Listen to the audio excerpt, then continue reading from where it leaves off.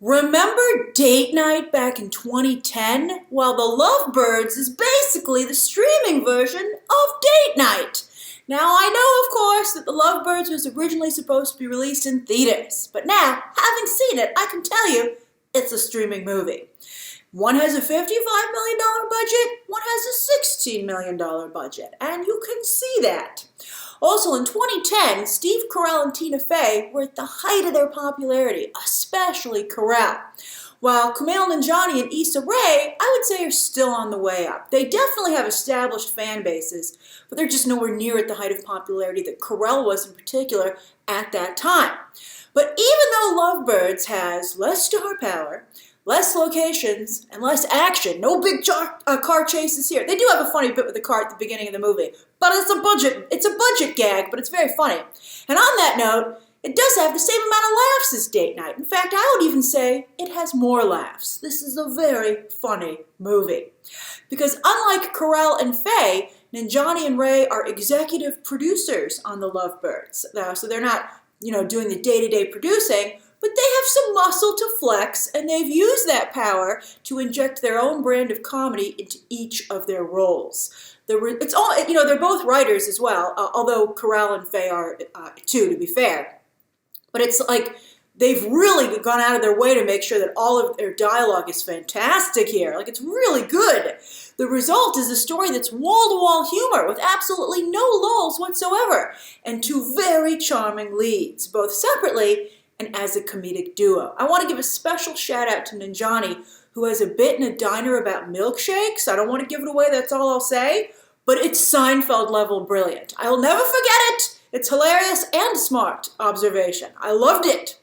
I do wonder if he wrote that gag himself. It's so hard to tell what they wrote and what was in the original screenplay. I suspect they did a lot of rewriting on set, and it was a good idea.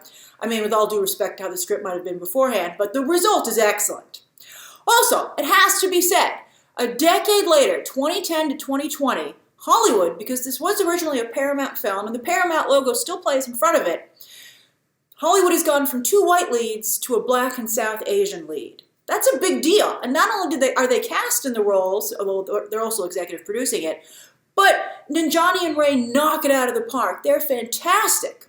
Now, I would like to say that the roles are colorblind, and for the most part they are, with one exception that actually makes a lot of sense from a story perspective. And that's that because of their experiences as people of color, that's what makes them reluctant to go to the police to turn themselves in, and it's why they go on the run and they decide they better solve this for themselves. It's a light comedy, they don't make a big deal about it, but it's there, which I think is not only appropriate, I think it makes the story seem more realistic, but also more believable. It gives them a valid reason to run and not work with the police. It was great. I don't want to give anything away. There are so many good lines in this movie. I really liked it. Now, New Orleans is also a great setting for the film. It has the urban streets of a Chicago, New York, or Boston, where movies like this usually take place, but also palm trees and the water. I know those cities also have water, but you could feel the warm breeze in some scenes. Plus the bright colors and party atmosphere that New Orleans is famous for when the movie needs it. It's not like the whole thing doesn't take place, during Mardi Gras. There's no Mardi Gras in the movie whatsoever. So occasionally it does very much feel like a city where this couple lives and works. But when, once in a while you're like, oh yeah, we're in New Orleans, then it's a lot of fun. It gives the movie a little bit of pep. Now, Paul Sparks and Anna Camp are able to also make an impression, but this is really the Nanjiani and Rae show. It's all them, all the time. And anyone who's a fan of them will not be disappointed. And who's not a fan? If you can watch this, you'll become a fan. They're both incredibly talented. And both comedians are in top form and in shape. A lot of times when comedians are cast as leads, they still don't look like leads, but Nanjiani and Rae do. Although, what's interesting? They don't quite act like leads, which I love. I would love to see this evolution of lead characters. And let me explain it to you.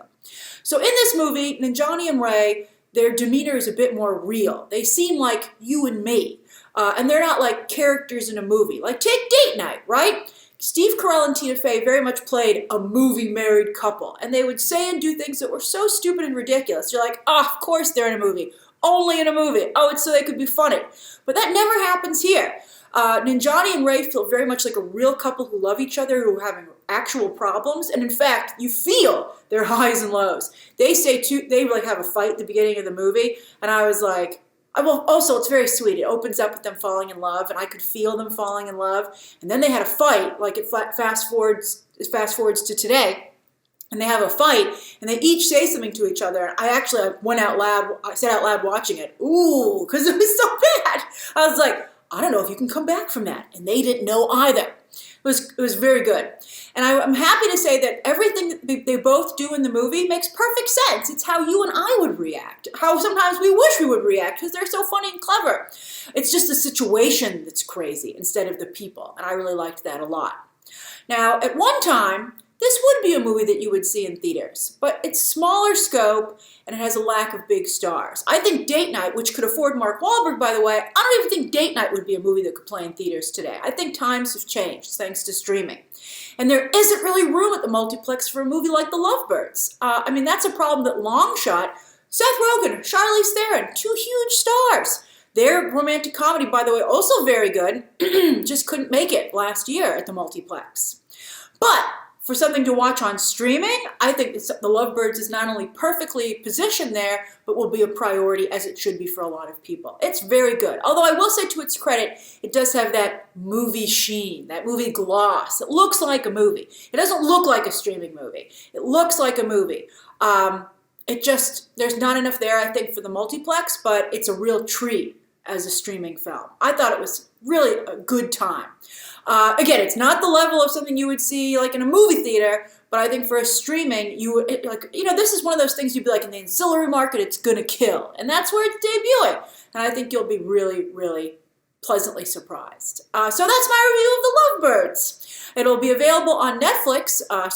Again, if you have a Netflix subscription, it's free for you. You don't even have to pay for it at all. It'll be available this Friday. So share your thoughts down below. Subscribe today. And of course, as always, you can check out some more videos right now.